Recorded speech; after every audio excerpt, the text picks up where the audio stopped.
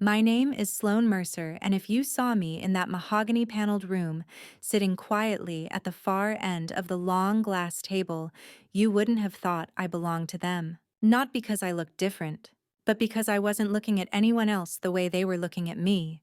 Like I was furniture. Like I was air. The will was being read by my father's estate lawyer, Mr. Holloway, a man with a silk voice and the emotional range of a granite countertop. He cleared his throat like we were at a board meeting, not at the dividing line between love and legacy. To my eldest, Harrison Mercer, I leave full control of Mercer Capital, including all associated voting shares. Of course. Harrison adjusted his cufflinks like he'd just been handed a crown instead of a crumbling company. His wife smirked behind 2 pounds of beige lipstick. To my daughter, Savannah, the primary residence in Carmel Valley and trust disbursement of $3, $2 million over the next. Savannah gasped, like she hadn't already peaked. Like we all hadn't seen this coming. She leaned in and squeezed her husband's hand so hard his knuckles went white.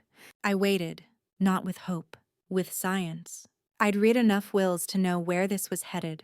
And to my youngest Sloane Mercer, that was my cue. Everyone stopped pretending I wasn't there. Mr. Holloway looked up. He blinked once. And then, I leave a letter, and my collection of philosophy books housed in the library. That was it. A bookshelf. And words I'd already memorized. My brother coughed, stifling a laugh. Savannah didn't even try. The words didn't sting. Not really. Because in that moment I saw everything clearly for the first time in years. They were relieved. That I got nothing. That I wouldn't be a problem. They thought the absence of inheritance meant I had no power. They forgot something important. I'm a lawyer, and I don't need a trust fund to tear yours apart. Later, someone asked if I cried that day. I didn't. I walked out, got into my 11-year-old Audi, drove to my 1-bedroom apartment and boiled water for pasta. Then I opened the letter. It was short. Typed. Signed, but barely. Sloane, you always asked more questions than anyone else. I didn't always have the answers, but I know you'll find your own. That's why I left you the books. I hope one day you'll forgive me. Dad. I stared at that last line. Not I love you. Not I'm proud of you. Just forgive me. Forgiveness implies intention. But what do you call it when someone remembers you too late? Here's what they didn't know. I wasn't surprised. Not because I expected nothing, but because years ago when our father first got sick, I'd already made my decision. He asked me to handle his healthcare paperwork. I sat beside his hospice bed day after day watching him shrink, while my siblings updated Instagram stories about yachts and charity galas. And still I showed up, even when he forgot my name on the 3rd Tuesday in March. Even when he called me by my mother's name, a woman he hadn't spoken of since the divorce. Because I thought love might fix things. But love doesn't fix people who only know how to value control. The night he died, I stayed until the coroner arrived.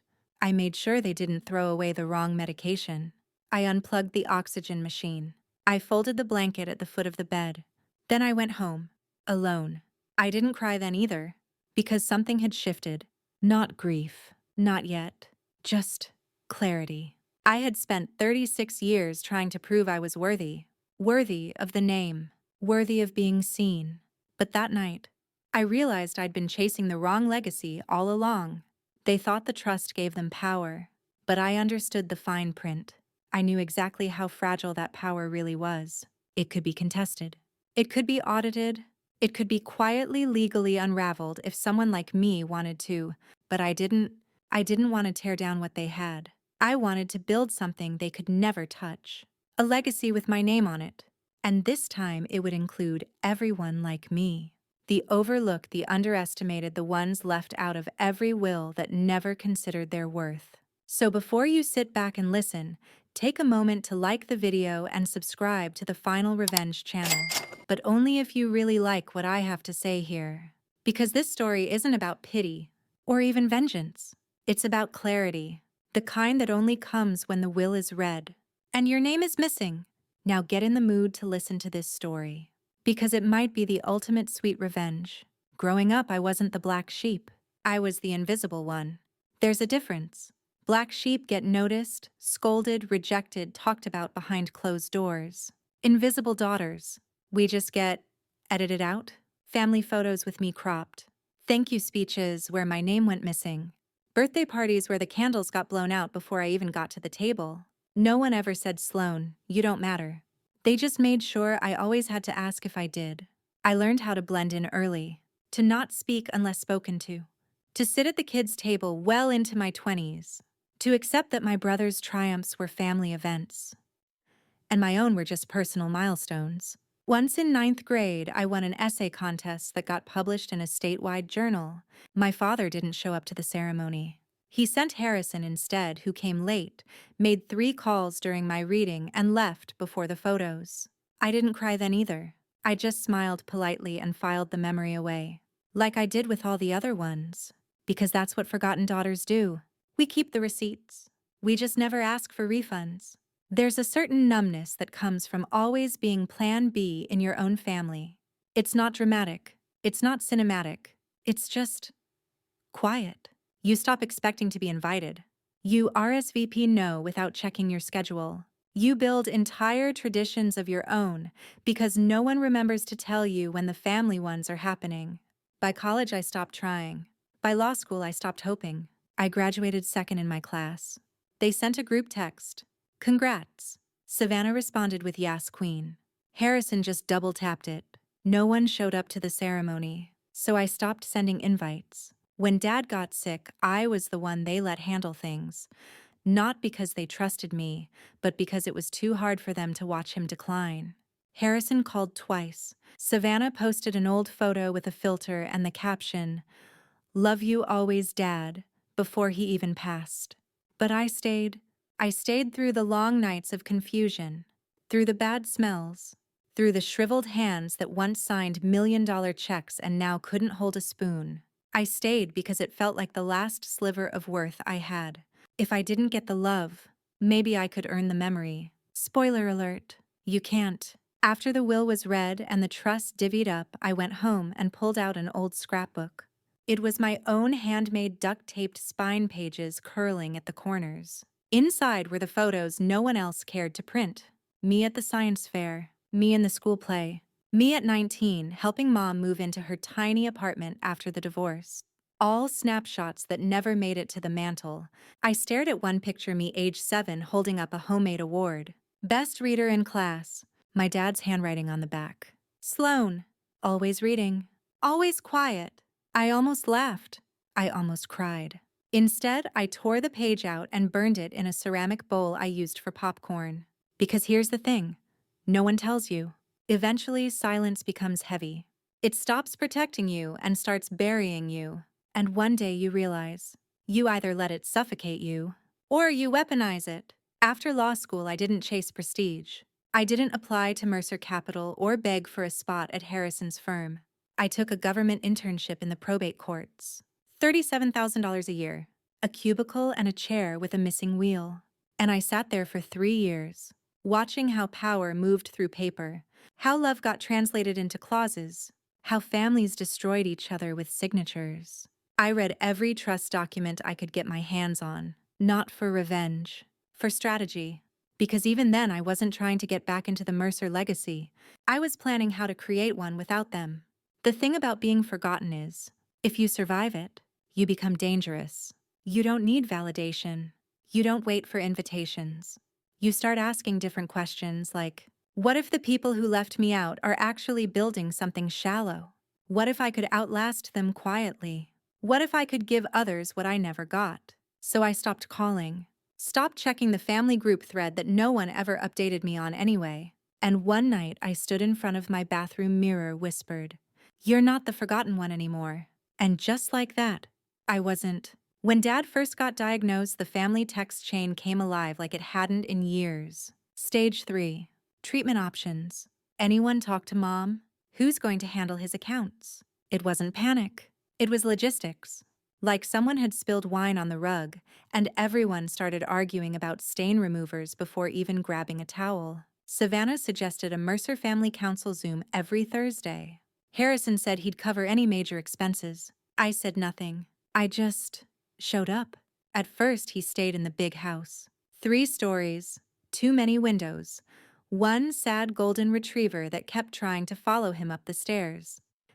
I found him at the kitchen table on a Tuesday morning in March, still in a bathrobe, eating dry cereal out of a mug.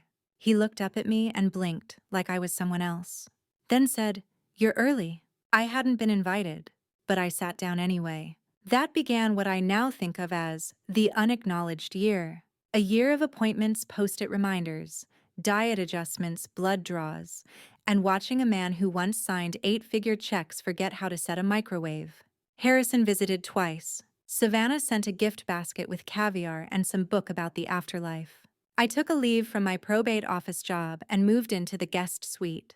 I brought my own coffee, kept my laptop on the dresser, did Zoom consults for wills and guardianship documents late into the night with his snoring echoing through the air vents. He never said thank you. He never asked me to stay. He just assumed I would. I remember one morning he couldn't remember what city we were in. He sat on the edge of the bed staring out the window like the trees would answer. "This is Los Angeles, right?" he asked. "No, Dad. We're in Carmel." He nodded like that meant something. Then he said, "Did I miss your graduation?" I froze. He had missed 3. High school, undergrad, law school, all of them. And not by accident. But now he wanted absolution in the form of retroactive forgetfulness. I smiled. "Yeah, but it's okay. Because that's what you do when someone is dying. You lie just enough to make them feel safe, but not enough to let them think it didn't hurt." In those final months, we didn't have bonding time. This wasn't a movie. There was no breakthrough moment, no revelation, no tearful confessions over old photos. There was just routine, morning meds, soft food, towels changed, paperwork reviewed, and silence. A lot of silence, except for the one time, the only time, that he said something I didn't know I needed to hear. It was after a long day. He was groggy, slurred from the meds, lying in bed with an old leather-bound copy of Marcus Aurelius on his lap. He turned to me blurry-eyed and said, "You know, I always thought Harrison would be the one to carry it all." Pause. "But I see it now. You're the one who stays." Then he fell asleep. I stared at the wall for 2 hours after that, because I knew what he meant. He meant the estate, the empire, the Mercer legacy. He thought I was the one with endurance, but he had already written me out of everything. Maybe he forgot. Maybe he changed his mind too late. Maybe he never had the courage to put it in writing. But the will was already drafted, and I knew better than anyone. In probate, good intentions mean nothing if the ink isn't dry. The last day came quiet. I was folding towels when I heard the dog bark. Then silence. Then that strange, impossible stillness that only happens once in a house's life. I walked in and knew immediately. He was gone. No gasping. No drama. Just gone. I sat beside him for a few minutes, not crying, just remembering, trying to decide what part of him I wanted to carry forward. And then I called the coroner, filed the paperwork, signed the DNR, made coffee, fed the dog. Grief didn't hit me right away. It came slowly. Later, in the form of receipts I couldn't throw out. In the sound of the dishwasher he always forgot to run. In the fact that the only time he used my name with softness was the one time he wasn't fully there. And when the will was read when my name was barely mentioned. I didn't rage. I remembered what he said. "You're the one who stays." And suddenly it didn't feel like praise. It felt like punishment. Because being the one who stays often means being the one they expect to forgive without being asked. But I didn't forgive. Not then. Instead, I made a vow. Right there beside the fireplace where he once said the family name was everything. I said it out loud. "I'm going to build something you can't take credit for." And then I put the fire out. And packed my things. And drove south, leaving the Mercer estate in the rear view. If you want to know what generational wealth looks like in the wild, follow Harrison and Savannah on Instagram. Private jets, monochrome vacation outfits, first-class sushi plated like abstract art. Harrison's captioned everything with words like grind and legacy. Savannah curated her grid to perfection. Balmain blazers matching mother-daughter Pilates shots. Inspirational quotes in gold serif. Meanwhile, I was renting a one-bedroom apartment with a broken intercom and a neighbor who practiced saxophone badly at midnight. They didn't know that. They didn't care. What they knew was, they had won. The will had crowned them. And in their minds, the family game was over. The first Mercer Trust disbursement landed on a Thursday. Savannah posted a photo of herself at the Four Seasons Maui, sipping something pink with the caption, "Blessed and Building Mercer Mindset." Harrison started a podcast called Dynasty DNA. Episode 1 was titled, "How to Build Wealth Without Apology." Episode 2 was, "My Father's Favorite Lessons." I didn't listen. I didn't need to. I already knew what Dad had taught him. That silence equals compliance. That being the loudest in the room makes people think you're in charge. That money fixes almost anything, especially when you've always had it. What Dad never taught Harrison was what to do when the spotlight moves. At night, I scrolled through their lives with a mix of numbness and curiosity. Not jealousy, just analysis. Because from my desk, an old IKEA setup with a dying desk lamp, I was building something too. Not an Instagram feed. A plan. And it started with a name, Legacy & Co. I'd seen too many families tear each other apart in the probate courts. Children written out. Partners dismissed. Caregivers treated like strangers. And all of it perfectly legal because the paper was clean, even if the story wasn't. But what if I created a firm that specialized in quiet reclamation, helping the people like me, the ones left out not by accident but by design? I called it a boutique advisory group. No ads, no offices. Just me, a freelance accountant, and a paralegal named Mel, who used to work for a trust fund family in Montecito and knew exactly how dirty things could get behind those blessed gates. We didn't promise revenge. We offered justice with manners. Savannah's trust paid for a line of vegan skincare. She got an article in a lifestyle magazine. Harrison bought a vintage Shelby Cobra and remodeled his pool house into a vision lab. Meanwhile, I was drafting power of attorney papers for a single mother whose own brother tried to declare her mentally unfit just to sell her inherited house. We won that case. Quietly. The family never spoke again. But the client sent me a letter that said, "Thank you for reminding me that not all bloodlines run clean." I pinned it to the wall above my desk. No one clapped. No one double-tapped. But I felt it. I was finally building something real. Here's the thing about money. It's only loud when it's insecure. The truly powerful, they whisper. They hold quiet meetings.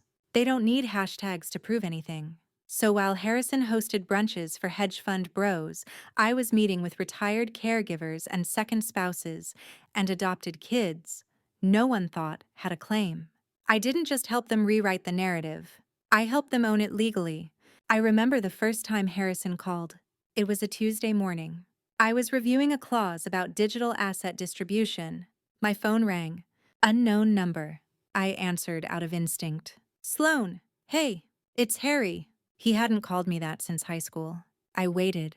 "So, look, we're going through some transitions at the firm. Dad's old holdings have some complications. There's a liquidity thing. A couple of the tax shelters aren't performing." I said nothing. He cleared his throat. "I heard you've been working with estates. You still doing that little thing?" "Little thing." I smiled. "Yeah, I am." "Cool. Cool. So, any chance you'd be open to consulting?" "Just discreetly. I mean, we don't have to make it public or anything." I paused. Then I said, "Send over the paperwork. I'll take a look." And I did. I looked hard. What I found? A gold mine of vulnerability. Because when your whole house is built on inherited sand, it doesn't take much to collapse it. But I didn't collapse it. Not yet. Because that's the difference between a trust fund royal and a legacy builder. They want the applause now. I want the echo that lasts. It was late, somewhere between 2 and 3 a.m. The kind of hour when your spine hurts from sitting too long, but your brain won't let you sleep. I'd been going through old boxes, not out of nostalgia. I was looking for a missing document from one of my earliest clients, something that might have fallen into the wrong folder during my move. Instead, I found his letter. Tucked between 2 books I'd brought home from the estate, Atlas Shrugged, and a leather journal labeled Mercer Values. I almost didn't open it. I assumed it was some old invoice or a passive-aggressive list of reminders he used to leave on my mirror as a teenager. But the handwriting stopped me. It wasn't one of Dad's usual sharp all-caps command scripts. It was smaller. Courrier. Careful. It began with my name. Sloane. If you're reading this, I've probably failed to say any of it out loud. I sat down. No music. No coffee. No noise. Just the sound of my own breath, thick and uneven.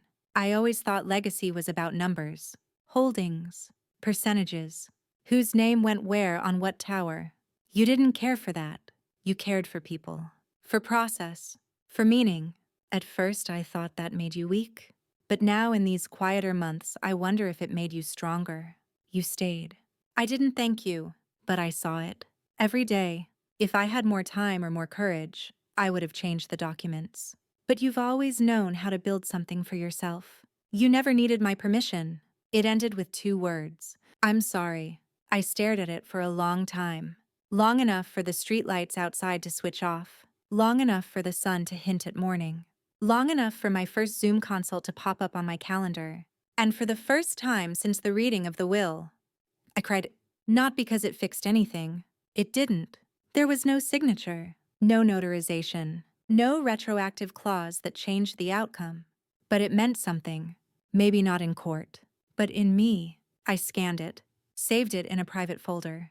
Then I slipped it into a black envelope and placed it in a fireproof box under my bed. Because grief isn't always about letting go. Sometimes it's about keeping the pieces that finally made you feel seen, even if they arrived years too late. The irony, that letter taught me more about my power than all the omissions in the trust combined. Because I realized something seismic that morning. I didn't need their approval to create legacy. I didn't need his estate to start building one of my own. And I didn't need to be included in someone else's story when I could author mine. That week, I hired a small team. Nothing fancy, just 2 researchers and a part-time legal tech who used to clerk for a judge with a notorious temper. I told them one thing: we are not fixing the past. We are building futures that can't be ignored. And I meant it. That's when I started writing my own version of the letter. Not to my father. To her.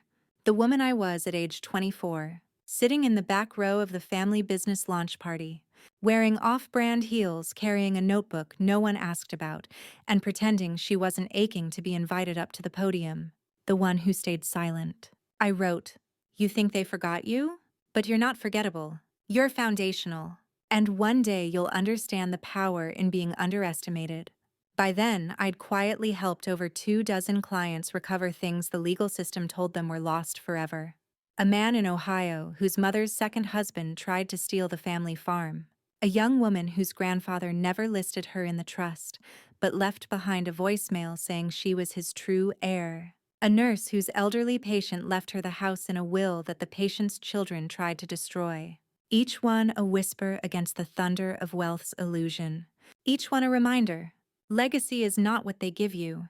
It's what you claim. That letter from Dad didn't make me forgive him. It made me understand him. And in doing so, it made me understand me, because for all his flaws and cowardice and control, he saw it too. Too late. Too quiet. But he saw it. And that was enough fuel for me to build an empire made of every name like mine that had been written in pencil or left off entirely. If you ever want to know who really owns a name watch, who flinches when you use it out loud, at the Mercer Gala that year, Savannah had banners printed in gold foil. The Mercer Legacy, a Knight of Honor. There was no RSVP for me, of course. But I went, not as a guest, not as a daughter, as a sponsor, because by that time Legacy & Co. had quietly funded 3 nonprofits in California, opened 2 legal resource hubs for underserved heirs, and had a silent stake in a family office that audited trust fund portfolios for ethical compliance. And I didn't just buy a ticket to the gala. I bought a table. Table 12. The one right by the stage. And when the MC read our name, Legacy & Co., no one flinched. But Savannah turned her head, and Harrison blinked twice. Like the wind had shifted and they couldn't quite place why. I wore black. Clean lines, sharp shoulders. Nothing flashy. Just tailored enough to say, I see your game, and I've outgrown it. I didn't speak to anyone. I didn't have to. I didn't smile too wide. I let the whispers float around me like perfume. Is that Sloane? Did she change her last name? Wait, didn't she move away? I thought she wasn't. No, that's not. She looks different. I did, because I wasn't carrying their weight anymore. I'd taken the Mercer out of my name. On every document, on every site, on every client form, business filing and article I published. Just Sloane Reid. Reid was my mother's maiden name. The one they said sounded too pedestrian for branding. Turns out pedestrian names can outrun empires. After the first course, Harrison stood and tapped his glass. Time for the annual Mercer toast. He thanked investors, praised our shared roots, and made sure to note how legacy isn't built alone. He didn't mention Dad's name, didn't mention mine either, but that was the last time I flinched. Because now they were the ones avoiding eye contact. I slipped out before dessert. Didn't need a selfie wall, didn't need to network, didn't need to be seen holding a flute of overpriced Prosecco while pretending I felt included. I had a meeting the next morning. Client in Chicago. Stepmother getting erased from her late partner's will by jealous adult kids. The story sounded familiar, so I booked the red-eye, traded stilettos for flats, pulled my laptop open mid-flight and started building the brief. No Mercer coat of arms behind me, no funding from Harrison, no brand boost from Savannah's followers. Just me, Sloane Reid. And you know what?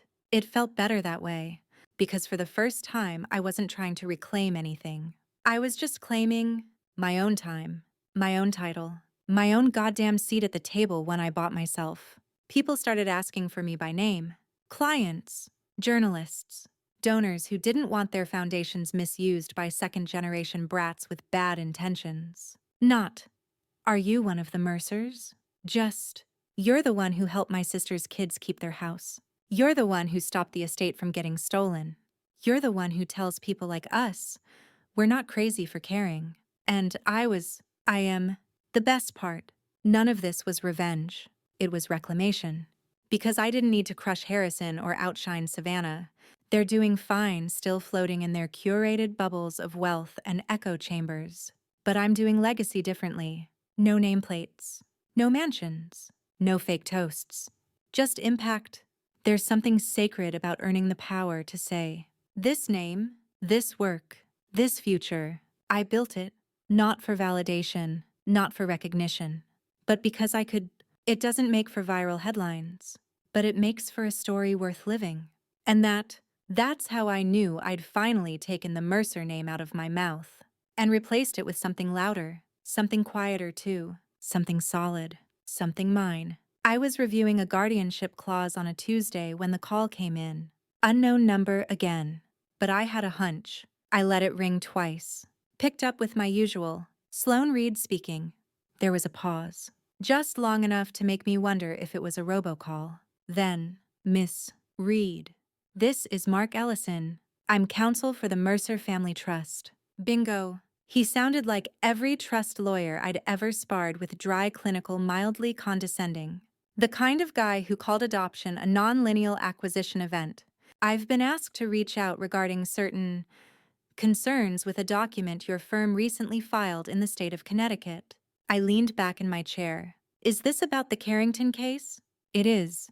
The Carrington case. A textbook mess. Widow erased from a $7 million estate because her stepsons decided she didn't understand Dad's vision. Except she had the emails, the texts, and a prenup that made the trust lawyer sweat. Ellison cleared his throat. Our clients are seeking an amicable resolution and would prefer to avoid additional scrutiny. Translation: they were panicking because their airtight inherited empires weren't designed to withstand me. Later that day, Harrison texted, "Can we talk?" No punctuation. Classic. I stared at it, then typed, "Sure. My rate's 500 HRI. First hour up front." He didn't respond. But 2 hours later, I got a Venmo notification for $500 with the memo. Mercer consultation. Poetic. We met at a neutral location, some overpriced espresso bar in Beverly Hills with $7 matcha and hanging planters no one watered. He looked aged. Still polished but softer around the eyes. Not sad. Just aware that the oxygen was thinning up there at the top. Sloane. He nodded. Harrison, I returned without standing. He sat, fidgeted with his watch. One of Dad's old ones, I realized. I didn't know you were doing this well. He started. I sipped my drink. That makes two of us. He laughed. Nervously. Listen, there's been some movement in the trust. Some friction. Savannah's been talking about restructuring. And, Mom's attorneys are circling too, and you need help. I offered flat. He shrugged. I need you. There it was. Not an apology, not a compliment. A realization, the same one Dad had too late, that I wasn't the forgettable sibling. I was the future-proof one. I didn't say yes, not right away, because this wasn't a family favor. This was business, so I slid a slim folder across the table. Inside, a proposal. Here's what I can offer, I said, and here's what it'll cost. He skimmed it, eyes narrowing at the final number. This is more than what we pay our in-house counsel. I'm not your in-house counsel. I stood slinging my bag over one shoulder. Let me know by Friday. Friday morning, the transfer landed. Full retainer, signed agreement, access to records. A memo from Ellison that began with Dear Ms. Reid, the girl once erased from the family trust.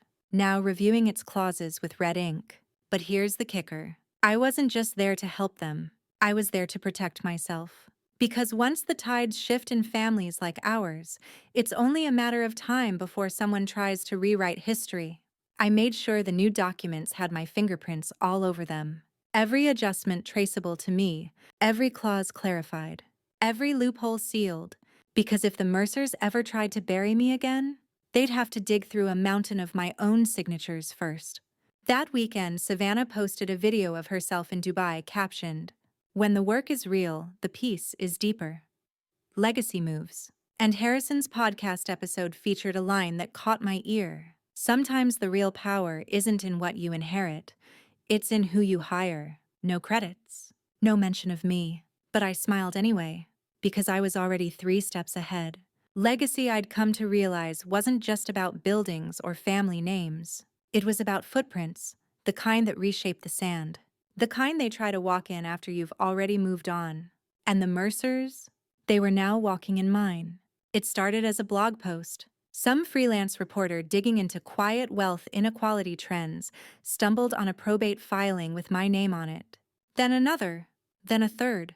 Within days, a journalist from a mid-tier finance site reached out for comment. "Hi Sloane, I'm writing a piece on modern estate advocacy and came across your firm. What you're doing is unusual. Would you be open to an interview?" I almost declined, not because I feared the exposure, but because I didn't need recognition. I needed results. Still, I was curious what it felt like to speak on my terms, not theirs. So I said yes. The article dropped a week later. The woman. Quietly rewriting the rules of inheritance. The subhead. Sloane Reid was left out of her family trust. Now she runs the company protecting others from the same fate. It went viral. First among legal circles, then on quiet luxury TikTok, then somehow on Reddit where someone captioned my photo. This is what revenge looks like when you use silence as your sword. I wasn't ready for what came next. My inbox exploded. So did my LinkedIn. People wrote from across the country, across oceans. A man in Norway who lost his inheritance to a sibling who faked mental competency. A woman in Florida whose late partner's children changed the locks the day after the funeral. An artist in San Diego who'd built a home with her wife, then lost it when her name wasn't on the deed. They all asked the same question, "Can you help me?" And every time I said yes, I felt something shift. Because suddenly I wasn't just reacting to my own exclusion, I was erasing the pattern. The Mercers noticed, of course. Harrison forwarded me a clipped article with the subject line, "Publicity isn't always strategy." I didn't respond, because it wasn't publicity. It was presence. And when you've been made invisible for most of your life, showing up without apology is a strategy.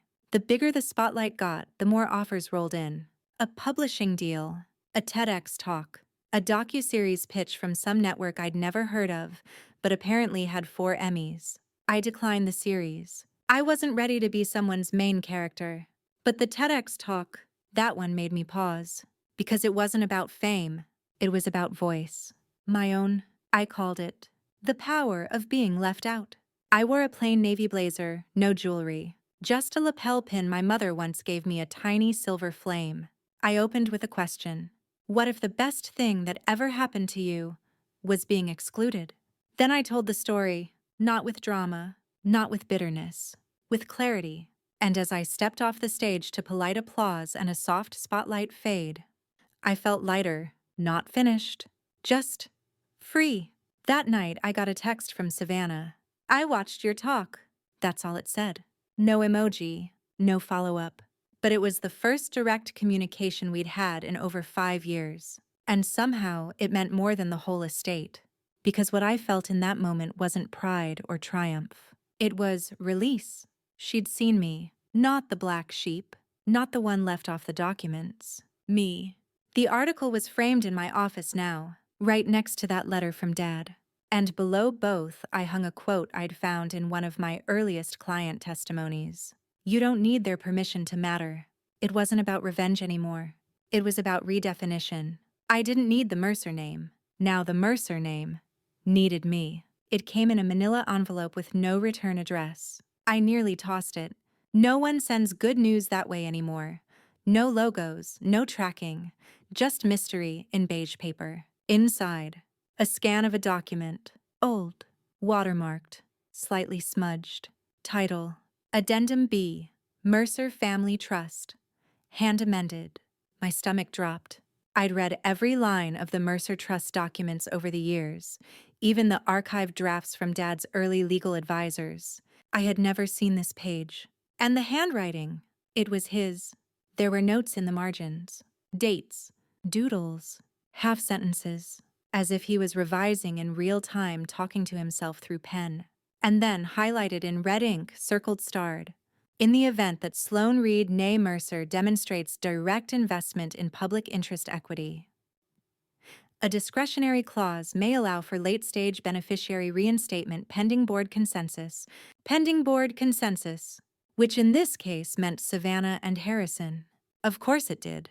I read the sentence 10 times, then 20. Was it legal? Was it binding? Why was it hidden? And who had sent it? I scanned the metadata. No luck. I even ran a forensic file audit on the scan's origin, some public library in Maine. Useless. But what it meant? That was everything. Someone had tried to bring me back in. Not Dad. He was long gone by the time this was drafted.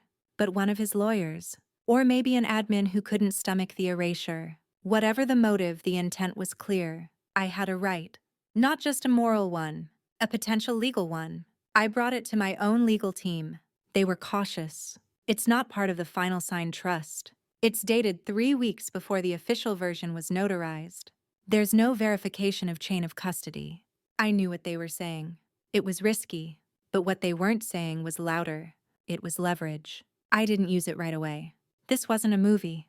There was no cinematic court scene where I burst in with the smoking page. Instead, I used it like a scalpel. At the next trust review, I dropped the document gently onto the conference table. Let the room go still. Let the Mercer board, mostly yes men with expensive cufflinks, exchange glances. Then I said, this isn't about contesting the past. It's about honoring the intention behind it. I didn't threaten, didn't posture. I just made sure they knew. The erasure was visible now, and someone somewhere still believed I belonged. Savannah spoke first. This was never finalized. Her voice had that PR-trained calm, but her jaw was tight. I nodded. Maybe not. But it was drafted. Considered. Nearly implemented. Which means he tried. Harrison stayed quiet. But when I looked at him, he didn't look away. Which for Harrison was a confession. They voted to table the discussion. I expected that. But 3 days later, I got a formal message from Ellison. The board has agreed to open a discretionary allocation pathway in the family trust retroactive to Q1 of this fiscal year. They didn't call it reinstatement. They called it a pathway, a bureaucratic nod that said, fine, we see you win. But I didn't cash the check. Not yet. Because this was never about the money. It was about the acknowledgement. And now, with that hidden document in hand, I had proof.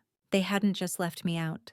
They'd tried to erase the version of Dad who wanted me in, so I didn't celebrate. I didn't gloat. I simply filed the document with my archive, added one final note in the digital record. Legacy reinstated by evidence of intention, then closed the file. Because the girl I used to be the one crying outside the estate lawyer's office. She wasn't looking for vengeance anymore. She was looking forward. And forward meant building something so complete, so undeniable, that no one ever dared erase her again. I was in Lisbon when the email came through. A rare week off. No court dates. No press. Just a borrowed apartment with creaky floors, a balcony facing cracked rooftops, and the kind of quiet that makes you remember who you were before you needed to prove anything. Then, subject, partnership proposal, Mercer Group, from Savannah, of course. It was a sleek PDF, watermarked, NDA attached, polished with the same sterile elegance she applied to her Instagram, her speeches, her life. But the message was simple. We'd like you to join Mercer Group Holdings as a senior legacy advisor. Competitive salary, full equity share, public re-entry, board seat within 1 year. In other words, come home. But home didn't mean what it used to. I closed the laptop and stared out at the Lisbon skyline. Red tiles, lazy clouds, strangers shouting sweet nothings across balconies. And I asked myself, is this what I wanted all along? A seat at their table, a name tag that validated me in gold letters. Maybe 5 years ago I would have killed for it. But now I was already seated at my own table with people who didn't ask me to shrink. Still, I didn't say no right away. I let it sit, like an unopened gift from a toxic ex. Pretty on the outside, poison inside. Because the truth. This wasn't generosity. It was optics. The article, the TEDx talk. The quiet but undeniable rise of Legacy & Co. It had made them nervous. I wasn't the disgraced daughter anymore. I was a brand, a proof of concept, and now they wanted to absorb me, like a hostile merger. Only this one came with champagne. I thought about the clients who'd sat in my office clutching paperwork and sobbing through their shame. The ones who'd been told they were crazy, too dramatic, too emotional, too not enough to inherit anything but silence. I thought about how many times I'd said, you don't need to go back. You need to go forward. So how could I tell them that? And then say yes to Mercer. I wrote Savannah back 3 days later. One sentence. I appreciate the offer, but I'm already building something that doesn't need fixing. She replied with a thumbs up emoji, which said everything. 2 days after that, a piece ran in Forbes Women. Headline: She said no to a fortune and built her own. My name was everywhere again. So were the questions. Why turn down that much money? Is this a grudge or a principle? Is she insane? Maybe. Or maybe I just understood that some seats come with invisible handcuffs. You see the truth about legacy. It's not about inheritance. It's about ownership. And I already owned my name, my firm, my voice. I didn't need theirs. There's a kind of power that doesn't wear a watch or drive a Bentley. It wears clarity. It drives momentum, and that's what I had. So when people asked, will you ever go back? I smiled. Why would I return to the place that taught me how to leave? I wasn't out for revenge anymore. I was out for revision. Of what a daughter could be, of what a legacy could look like, of what happens when you're left out and decide to write yourself back in on your own damn terms. I started it at 3. Dozia. You know the kind of hour? I mean when the world is still, but your thoughts riot in the dark. I had been rereading Dad's original letter, the one he never sent. The one I found wedged between legal pads and court transcripts after his death.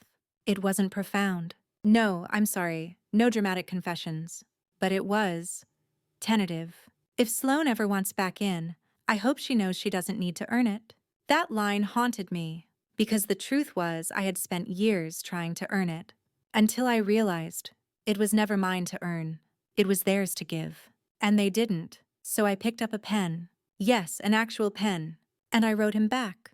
Dear Dad, I began. You won't read this, but I need to write it anyway. You were the man who taught me how to negotiate a settlement before you taught me how to ride a bike. You were brilliant, cold, distant, and still I tried to impress you in every room I entered.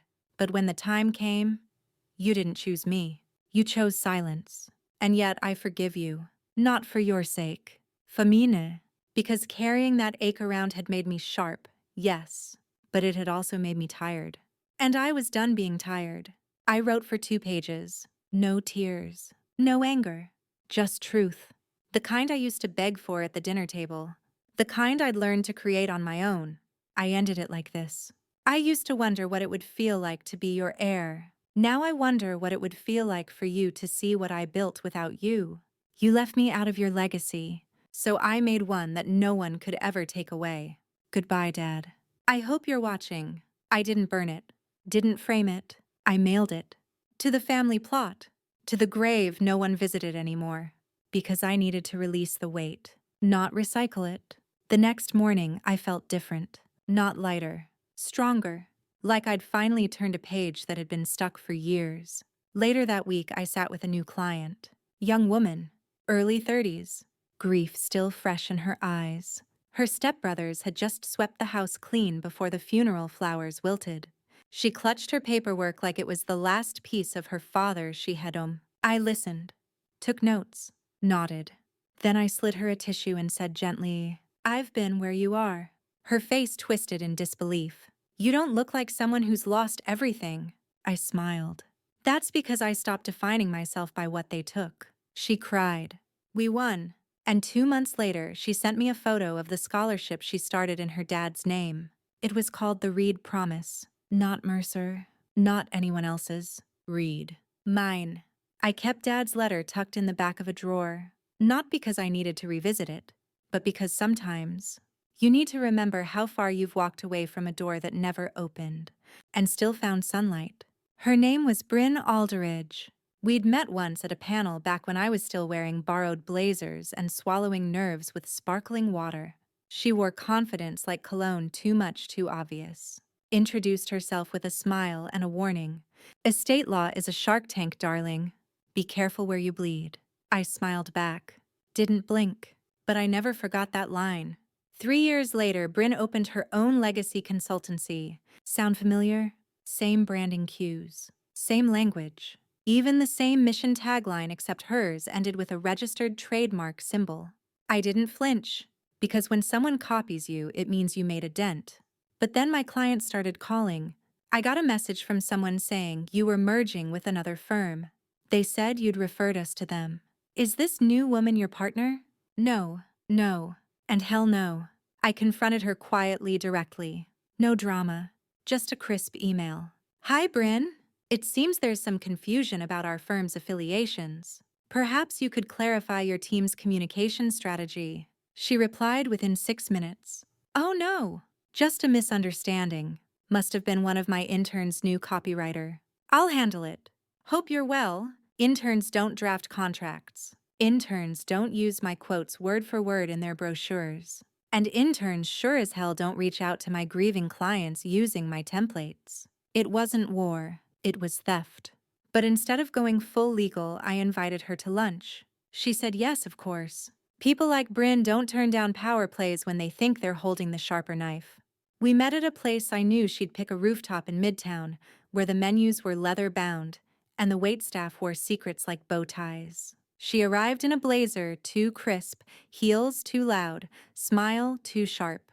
"Sloane, you look incredible. Love what you've done with your presence." "Presence," I echoed. "Funny. I was just thinking the same about yours on my client list." She tilted her head.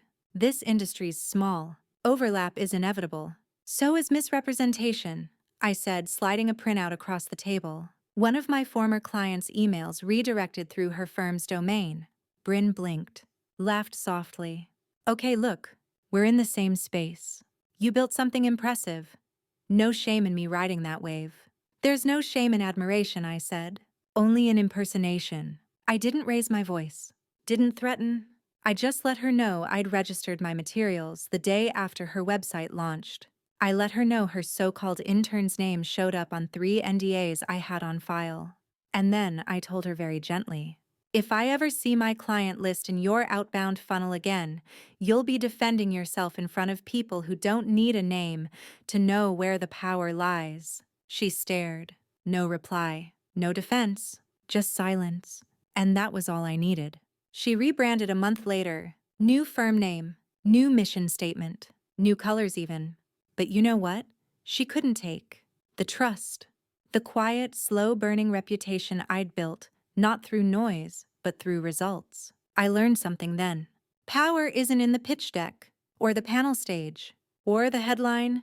It's in the consistency. The 100 quiet choices you make to protect people who don't even know they need protecting. That's what Bryn didn't understand. That's what the Mercers never grasped. Legacy isn't loud. It's lasting. After lunch, I walked 2 blocks to a scholarship ceremony my firm was sponsoring.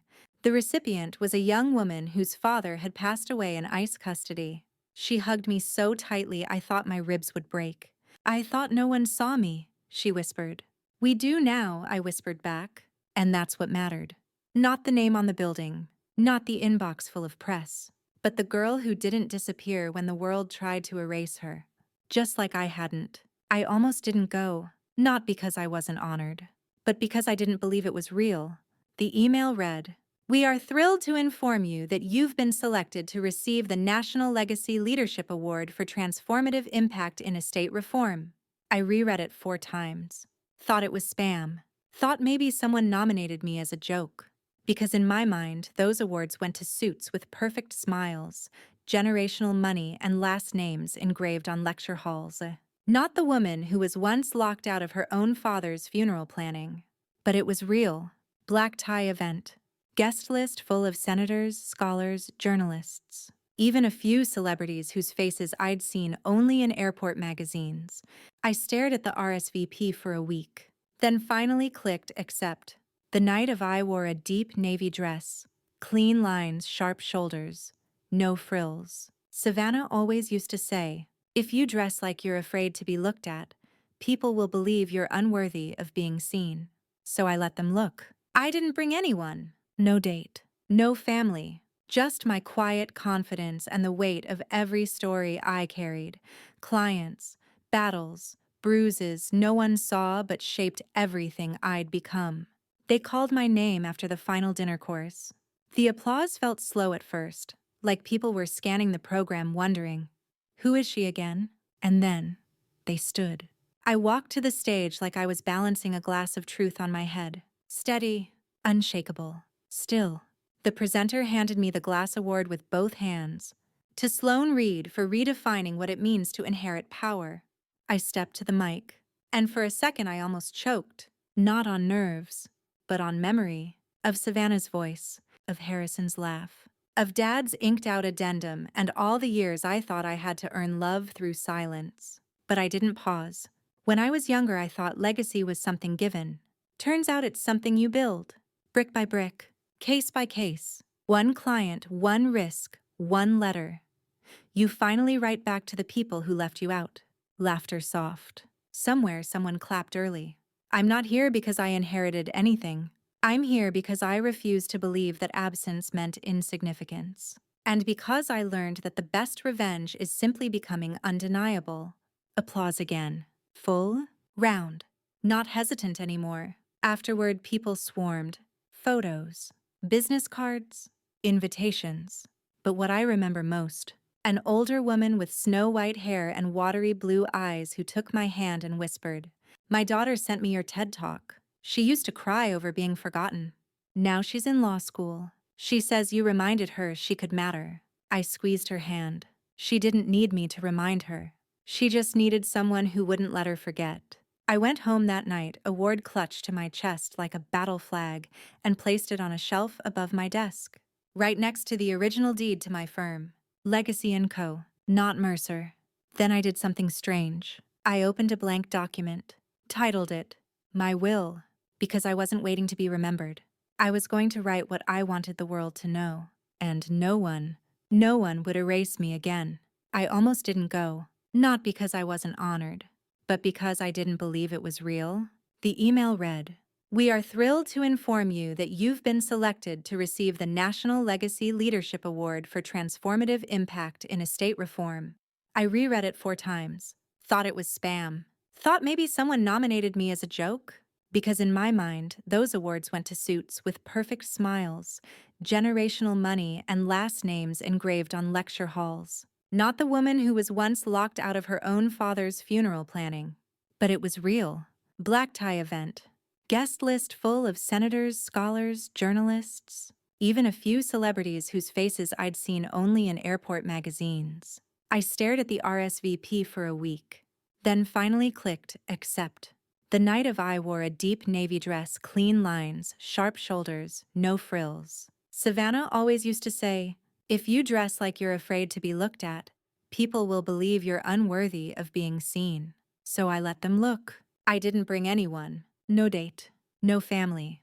Just my quiet confidence and the weight of every story I carried.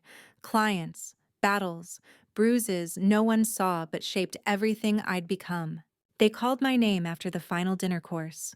The applause felt slow at first, like people were scanning the program wondering, who is she again? And then they stood.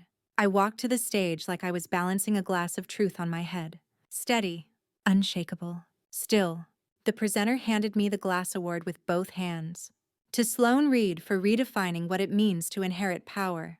I stepped to the mic, and for a second I almost choked.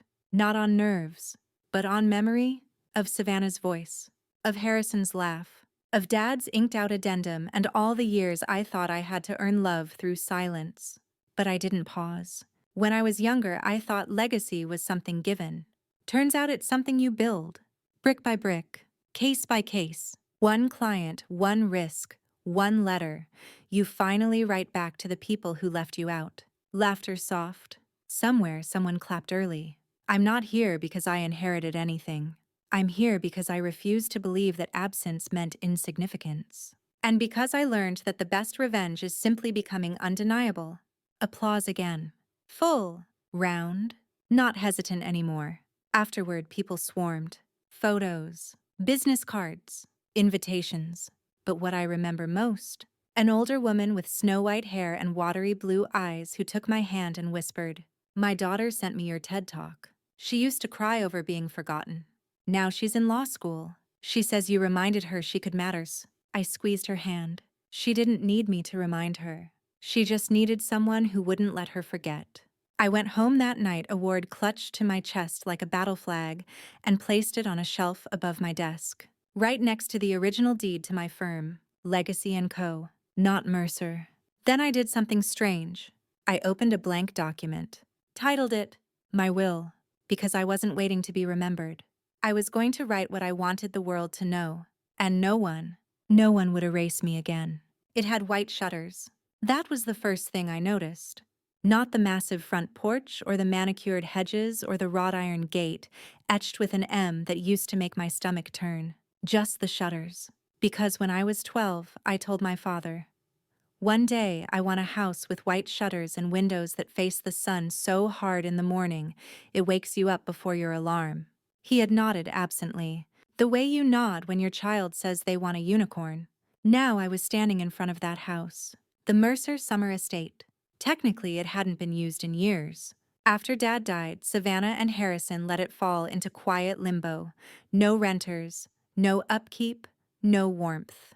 Just a symbol now, a memory held hostage by people too rich to care and too proud to sell. Until a trust consultant emailed me with an off-market listing. No public record. No PR circus. Just one line. Owner is liquidating unoccupied properties under the family's name.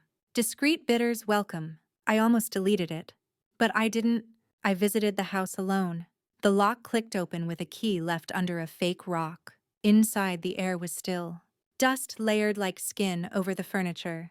But I could still smell the ghost of sunscreen and wet grass in the hallway. I walked the creaky floors, touched the banister I once cried against, opened the French doors to the balcony where I used to sit and pretend I owned the ocean. It was strange, how something could feel like both a wound and a wish. I called my lawyer that night. "Full cash offer," I said. "Close fast. No contingencies. Use my holding company, Legacy Properties." She didn't ask questions. She never did anymore, because she knew this wasn't about real estate. This was about reclamation. The final price, less than Mercer's annual flower budget, but to me it was priceless. Not because I needed it, but because they never thought I'd want it. A month later, I stood in the foyer again, this time with sunlight painting the floor and a folder that read, Transfer of Deed. I didn't invite Savannah. Didn't tell Harrison. Didn't need to. Because this wasn't a performance. This was a promise fulfilled to the girl I used to be.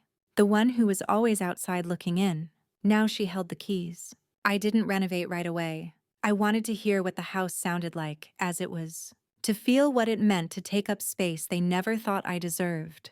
I hosted a retreat there eventually. For women who'd been cut out, cast aside, written off. We laughed on the porch. Drank too much wine. Told the kind of stories that rewrote our scars. No one mentioned the Mercers. No one needed to. At night, I slept with the windows open. Let the sun wake me up just like I dreamed when I was 12. White shutters. No alarm. Just proof that I could build a life that once seemed like fantasy and live in it on my terms. They still don't know I own the place. At least not officially. But I suspect Savannah saw the viral tweet. Woman who once had nothing now owns the estate where her future was denied. With a picture of the porch. And the shutters. Let her wonder. Let them all wonder. Because sometimes the sweetest revenge isn't saying a word. It's letting the view do the talking. It didn't happen with a check. Or a contract. Or a headline. It happened with a kid named Marcus, 13. Curly hair. Nervous hands.